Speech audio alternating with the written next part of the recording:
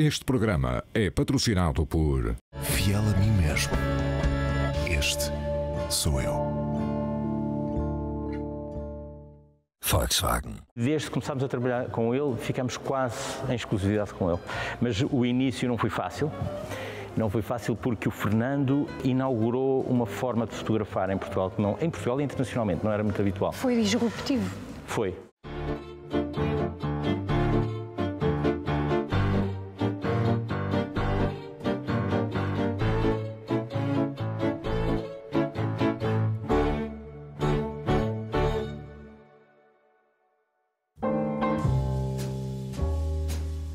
Invisível.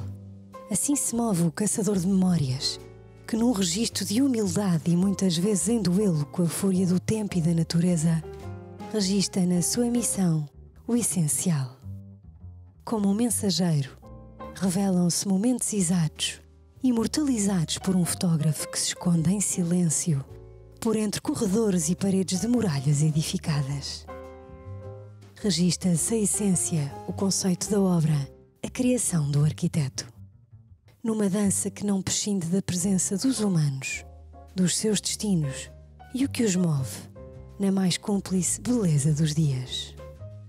Fernando Guerra será sempre, um poeta de imagens.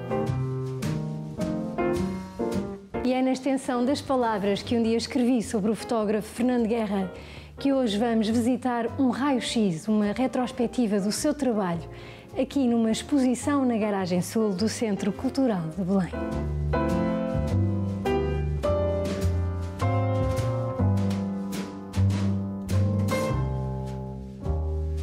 Fernando Guerra tem acompanhado a produção arquitetónica contemporânea através da plataforma Últimas Reportagens. A sua prática fotográfica responde à evolução técnica do campo da fotografia nas últimas décadas, marcada essencialmente pela afirmação dos novos meios digitais. Esta é uma exposição que apresenta o trabalho autoral de Fernando Guerra, atravessado por uma cartografia da atividade do escritório FGSG. Porque Fernando Guerra é um viajante do mundo, hoje tenho o privilégio de ter comigo Paulo Martins Barata, um dos sócios fundadores do Ateliê de Arquitetura Promontório. Olá, Paulo. Olá. Obrigada por esta condução de viagem, porque eu acredito que o trabalho do Fernando é muito uma viagem, sempre que contemplamos as fotografias dele. Como é que tem sido trabalhar com o Fernando ao longo de quase 20 anos? Sim, são quase 20 anos que temos trabalhado com ele e desde que começámos a trabalhar com ele, ficamos quase em exclusividade com ele. Mas o início não foi fácil. Não foi fácil porque o Fernando inaugurou uma forma de fotografar em Portugal que não, em Portugal e internacionalmente não era muito habitual. Foi disruptivo? Foi, porque havia toda uma tradição da fotografia de arquitetura europeia e também americana, mas europeia principalmente, que tinha uma influência da Escola de Frankfurt, da fotografia monumental, do Düsseldorf, dos grandes fotógrafos alemães, e portanto as fotografias eram muito estáticas e muito monumentais e sachlich, com certa objetividade. E o que o Fernando fez foi introduzir uma certa encenação jornalística. E isso é fascinante, isso é absolutamente fascinante. E uma certa emocionalidade. Estava a falar do contraste com os alemães, que são completamente objetivos e focados, e não é que o Fernando não o seja, mas há este contraste da emocionalidade, que eu acho que é isto que o Fernando vem dar. Vem dar muita alma a fotografias que são edifícios estáticos. Ele introduz uma encenação, por acaso é interessante porque eu estava a pensar nisso. Havia uns fotógrafos de Los Angeles muito famosos, que era o Julius Schulman, e um de Chicago, que era o Ezra Stoller, que nos anos 50 encenavam a fotografia de arquitetura, ou seja, ela deixava de ser documental pura, ou seja, a fotografia do objeto, mas punham pessoas a conversar, a beber uma flute de champanhe numa casa e às vezes até era o próprio arquiteto, ou era alguém. E figurantes mesmo, muito interessante, porque eles às vezes depois até usavam essas fotografias mesmo para publicidade, a produtos e coisas do género. E o Fernando introduz isso, ele pede sempre para ter pessoas, quando vai fazer reportagens, pedia sempre para as pessoas estarem presentes, para as pessoas não se irem embora, se havia um carro, que o carro estivesse a passar, ou o motor a trabalhar, ou qualquer coisa, para trazer, digamos, esse lado essa humanização da imagem. Quando nós, arquitetos, tradicionalmente sempre gostámos mais da arquitetura com uma certa abstração plástica, ou seja, o objeto imaculado, sem qualquer presença humana. Mesmo nas ilustrações ou nas imagens, muitas vezes não aparecem figuras humanas, não, é uma coisa intencional. E, portanto, ele foi disruptivo nesse momento.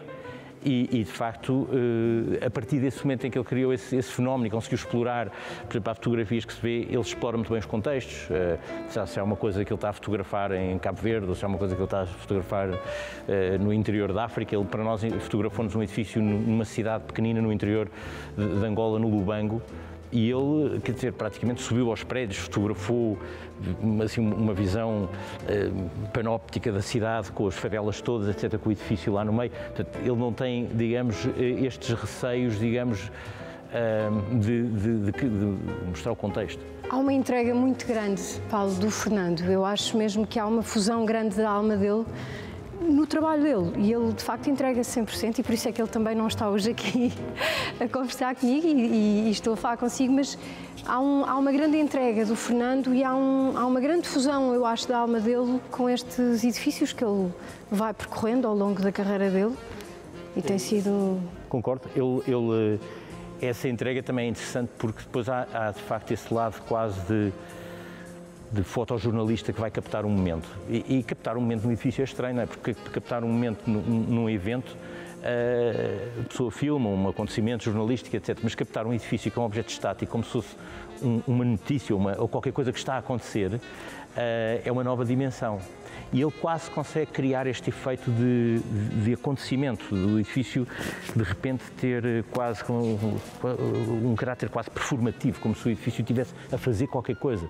Por exemplo, quando fotografa estes edifícios do CISA, há uma menina que entra e que sai, há o próprio CISA a fumar ou olhar para o edifício. Essas imagens do acompanhamento do Fernando à China com o CISA são assim, acho que vão ser históricas. Sim. Lá longo para Portugal, são fantásticas, mas o promontório é que vocês são o segundo ateliê com mais fotografias do Fernando, a seguir ao CISA, penso. Talvez. Nós, de facto, começámos a trabalhar muito com ele, porque temos um ótimo entendimento. Depois há outro lado muito interessante que o Fernando introduz na fotografia, no contexto da fotografia em Portugal, da fotografia da arquitetura, que é a pós-produção com o irmão Sérgio.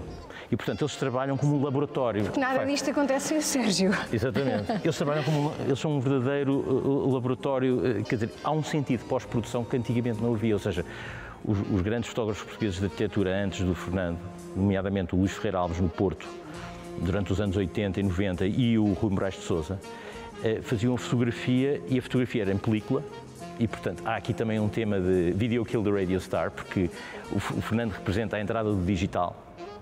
E esse é um fenómeno também interessante, que é, nós temos fotografias hoje em dia com 500 capas, que são muito frágeis, são fotografias que quase que não se conseguem, são muito... Só dá para postais. Praticamente, porque as coisas evoluíram de uma forma bastante diferente, com os tipos de grande trabalho. Mas, de qualquer maneira, este tema da pós-produção e desta introdução que foi possível com o digital, de facto, quer dizer, abriu um campo novo de trabalho. E para nós é muito interessante, quer dizer, é muito interessante trabalhar com ele. Há um leque de oportunidades, das formas como ele vê o edifício, que nós, às vezes, nós próprios não nos tínhamos apercebido. E depois ele também, eu acho que é engraçado, porque ele também há uma certa coragem física nestas coisas de subir as escadas e ir a certos sítios e ir a coberturas, etc, etc. Ele é um para encontrar, aventureiro. exatamente, para encontrar coisas que não são muito, perspectivas que não são muitas do observador e do utilizador normal. Portanto, ele cria tal coisa performativa, o tal caráter único. Há uma grande fusão com esta ideia da humanidade, e eu acho que é aqui que o Fernando faz a grande diferença, não é? Concordo. Daí esta atração. Depois, e o Fernando nem é uma pessoa muito social, é uma pessoa muito humilde no seu trabalho. Acho que todo este trabalho, todo este corredor fantástico, com todo o seu historial e o seu percurso, só foi possível com a sua grande humildade. Sim. E isto, se calhar, é um dos ingredientes que eu acho que o Fernando tem como mais excepcionais da pessoa que ele é enquanto ser humano. E também é incrível, e vê-se ali naquele pequeno quadro estatístico que o Vicente Santiago Batista, não é, que é o curador fantástico que fez esta exposição, que organizou a exposição, faz, que é também ver-se a quantidade de ambientes em que ele consegue trabalhar. Ou seja, desde o mundo árabe à Suíça, ao rigor de exigência dos suíços, ao mundo tropical brasileiro dos Isaias Weinfelds. Portanto, ele consegue trabalhar com um espectro muito grande de arquitetos que têm ambições e expectativas muito diferentes. E ele consegue chegar a todos de uma forma diferente, porque, por exemplo, o tipo de imaginário da fotografia suíça e suíça-alemã é completamente diferente. De um brasileiro, por exemplo. Exatamente. Portanto, e ele consegue, de facto, ir ao encontro de uma série de expectativas, que, pelos vistos, quer dizer, se as encomendas continuam a vir, e até ele consegue uma coisa, embora não seja, eu acho que não é o caminho dele, e não deve ser, aliás, mas ele é, inclusive, admirado pelo universo corporate, ou seja, por aqueles escritórios como o IMP ou o Zaha, e, portanto, que são escritórios que trabalham com lógicas empresariais muito rigorosas e muito exigentes, de uma forma diferente do que os arquitetos, os pequenos ateliês trabalham, não é? Portanto, ele consegue esse espectro, quer geográfico, quer até profissional. Portanto, acho que é, de facto, uma pessoa muito completa. Um espectro geográfico coberto por um fotógrafo que vai completando e imortalizando as obras de muitos dos arquitetos portugueses e também dos mais conceituados arquitetos do mundo. E é com a pureza do poeta de imagens que encerra esta emissão. Já sabe que tem o Instagram e o site da Cidade na Ponta dos Dedos para continuar comigo todos os dias e agora, durante estas férias, a acompanhar tudo aquilo que ilumina a marca de Portugal.